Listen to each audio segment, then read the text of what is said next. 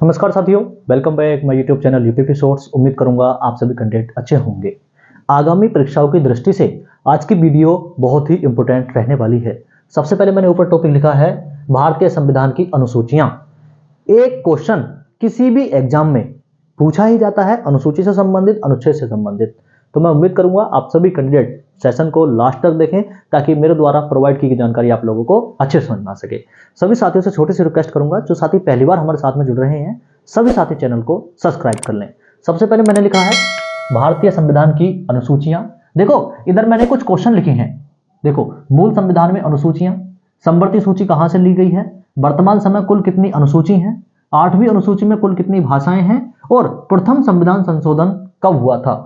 इन पांचों सवाल के जो जवाब हैं आपको कमेंट बॉक्स में देने हैं और इधर मैं आप सभी कैंडिडेट को विस्तार से अनुसूचियों के बारे में समझाऊंगा। सबसे पहले लिखा है अनुसूची और अनुसूची में क्या वर्णन है। तो सबसे पहले अनुसूची एक। अनुसूची एक में लिखा है भारत राज्यों का संघ। ये अनुच्छेद 1 में भी लिखा है। क्या अनुच्छेद 1 और अनुसूची 1 में लिखा है भारत राज्यों का संघ है। वेतन अनुसूची 2 में आ जाता है वेतन। और ये वेतन किन व्यक्तियों का है? ये जो वेतन है वो किन व्यक्तियों का है? जो भारत में संवैधानिक अधिकार का पद ग्रहण किए हुए हैं, जैसे राष्ट्रपति, उपराष्ट्रपति, महान्यायवादी। ठीक है, इन सभी का जो वेतन है अनुसूची 2 के अंतर्गत आता है। आगे मैं बात कर लेता हूं नंबर 3 पर, शपथ। ठीक है, नंबर 3 पर आ जाती है शपथ। जो व्यक्ति भारतीय संविधान के संवैधानिक पद पर कार्यरत हैं उनका वेतन अनुसूची 2 और उनकी जो शपथ है वो अनुसूची 3 में आती है। आगे मैं बात कर लेता हूं अनुसूची 4 की। अनुसूची 4 में लिखा है राज्यसभा। राज्यसभा आर्टिकल 80 होता है राज्यसभा के लिए। ठीक है, राज्यसभा आर्टिकल 80। राज्यसभा की सीटों का आवंटन। सीटों का आवंटन। ठीक है, नोट करते चलेंगे, नोट्स बनाएंगे सभी साथी। ठीक है, अनुसूची 4 राज्यसभा की सीटों का आवंटन का वर्णन करती है। ठीक है, एक बार मैं रिवीजन करवा दूं आप सभी का। अनुसूची 1 में लिखा है भारत राज्यों का संघ है। अनुसूची 2 में लिखा है वेतन। अनुसूची 3 में है शपथ और अनुसूची 4 में है राज्यसभा, जो कि आर्टिकल 80 के अंतर्गत आती है, राज्यसभा की सीटों का आवंटन।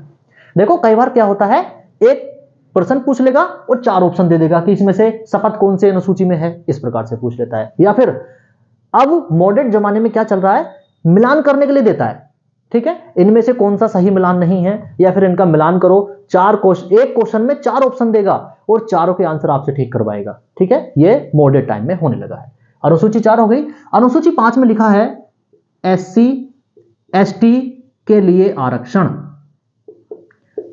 ठीक है, SC ST के लिए आरक्षण अनुसूची 5 में। अनुसूची 6 में लिखा है जो नॉर्थ ईस्ट स्टेट हैं, असम, मेघालय, त्रिपुरा, मिजोरम। असम, मेघालय, त्रिपुरा, मिजोरम। ठीक है, इन 4 राज्यों में जो ST जनजाति निवास करती है उनके लिए आरक्षण। ठीक है, उनके लिए आरक्षण। ठीक है, तो छठे अनुसूची में लिखा है असम, मेघालय, त्रिपुरा, मिजोरम, इनमें ST जो जनजातियां हैं उनको निवास करने वालों के लिए आरक्षण। आगे मैं बात कर लेता हूं अनुसूची 7 में। अनुसूची 7 थोड़ा सा विस्तृत विषय है। अनुसूची 7 में जो संघ सूची, राज्य सूची और संवर्ती सूची का वर्णन है वो अनुसूची 7 में है।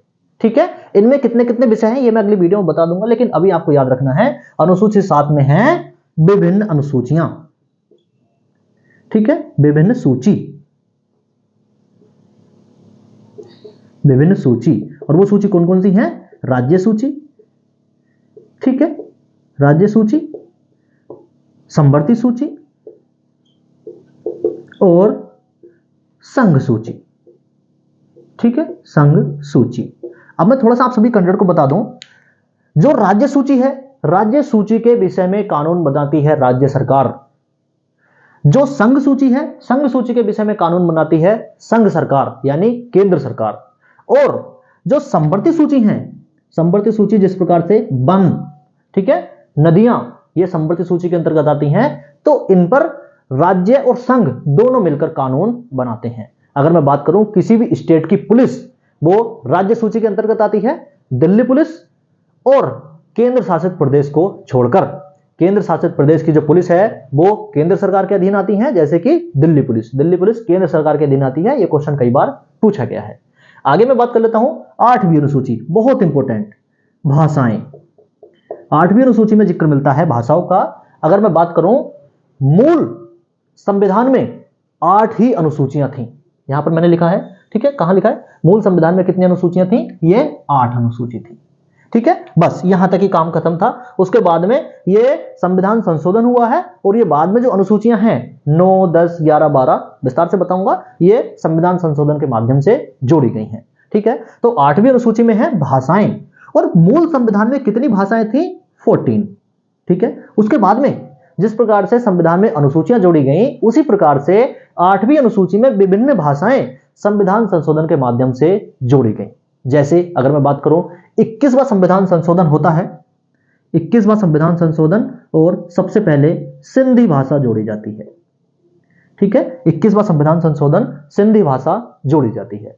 वर्तमान समय 8वीं अनुसूची में अगर मैं कुल भाषाओं की बात करूं तो 22 है, ठीक है, शायद ना दिख रहा हो लेकिन नोट करते चलेंगे। 8वीं अनुसूची में कुल भाषाएं 22 हैं और मूल संविधान की 8वीं अनुसूची में भाषाओं की संख्या थी 14। यह क्वेश्चन कई बार पूछा गया है और आगामी परीक्षाओं की दृष्टि से बहुत ही इंपॉर्टेंट है। आगे मैं बात कर लेता हूं 9वीं अनुसूची। 9वीं अनुसूची में लिखा है भूमि सुधार, ठीक है, भूमि सुधार 9वीं अनुसूची में लिखा गया है। और सबसे इंपॉर्टेंट चीज, 9वीं अनुसूची से संबंधित भारतीय संविधान में प्रथम संविधान संशोधन हुआ था 1951 में, और उसी के तहत 9वीं अनुसूची जोड़ी गई जिसमें लिखा था भूमि सुधार, ठीक है। इस चीज को नोट कर लेंगे, बहुत इंपॉर्टेंट है। मैं इधर डबल स्टार बना देता हूं, ठीक है, 9वीं अनुसूची पे डबल स्टार। आगे हम बात कर लेते हैं 10वीं अनुसूची में। 10वीं अनुसूची में लिखा गया है दल बदल कानून, ठीक है। दल बदल कानून, अगर मैं बात करूं, दल बदल कानून, यहां पे आप साफ साफ देख पा रहे होंगे, ठीक है। दल बदल कानून, यह अनुसूची कब जोड़ी गई, 52वां संविधान संशोधन हुआ 1985 में। 52वां संविधान संशोधन 1985, और दल बदल वाली जो अनुसूची है, अनुसूची 10, ये जोड़ी गई थी। ये भी नोट कर लेंगे, ठीक है, इस पे भी आप डबल स्टार लगा सकते हैं, नो प्रॉब्लम, ठीक है। अनुसूची 11, अनुसूची में 11 में लिखा है ग्राम पंचायत, ठीक है। इसके लिए कौन सा संविधान संशोधन हुआ था, अनुसूची 11 ग्राम पंचायत। क्या आपको समझ में आ रहा है, एक बार कमेंट करके बताएंगे। अनुसूची 11 ग्राम पंचायत, और यह संविधान संशोधन हुआ 73वां, ठीक है। 73वां संविधान संशोधन हुआ 1993 में। 73वां संविधान संशोधन 1993 में, इसमें अनुसूची जोड़ी गई 11वीं, और उसमें लिखा था ग्राम पंचायत, ठीक है, ग्राम पंचायत। आगे मैं बात करता हूं अनुसूची 12 के बारे में। अनुसूची 12 में लिखा गया है नगर पंचायत या नगर पालिका, ठीक है, नगर पालिका, ठीक है। इसके लिए कौन सा संविधान संशोधन होता है, 74वां संविधान संशोधन, ठीक है। 74वां संविधान संशोधन 1993, ठीक है, लागू हुआ था 1994 में, ठीक है। और एक चीज मैं बता दूं, नगर पंचायत जो अनुसूची 11 है उसमें कितने विषय हैं, 29 विषय, ठीक है, 29 विषय हैं। ये बहुत इंपॉर्टेंट है आपकी परीक्षा की दृष्टि से। और जो अनुसूची 12 है नगर पालिका, 74वां संविधान संशोधन के तहत जोड़ी गई, इसमें कुल कितने विषय हैं, 18, ठीक है, 18 विषय। कहने का मतलब यह है ग्राम पंचायतों के लिए ज्यादा विषय हैं, ज्यादा काम है, ज्यादा सोचा समझा गया है, और नगर पालिका के लिए 18 विषय हैं, यानी यहां पर थोड़ा सा कम, जैसे कहते हैं कि उसका थोड़ा काम कम है, तो 18 विषय हैं वहां पर, और ग्राम पंचायतों में 29 विषय हैं। बाकी आप सभी कैंडिडेट के लिए मूल संविधान में अनुसूचियां 8 थी। संवर्धित सूची कहां से ली गई है, मैं इधर लिख देता हूं, ऑस्ट्रेलिया के संविधान से, ठीक है, ऑस्ट्रेलिया के संविधान से। वर्तमान समय में कुल कितनी अनुसूचियां हैं, मैं इधर लिख देता हूं, 12 अनुसूचियां हैं, यहां भी मैंने लिखा है 12 अनुसूचियां हैं वर्तमान समय, ठीक है। 8वीं अनुसूची में कुल कितनी भाषाएं हैं, 22, और प्रथम संविधान संशोधन कब हुआ था, 1951 में। और भूमि सुधार 9th जो अनुसूची थी, नवी अनुसूची, वो इसमें जोड़ी गई थी। बाकी मेरे द्वारा प्रोवाइड की गई जानकारी आप लोगों को कैसी लगी कमेंट करके जरूर बताएं।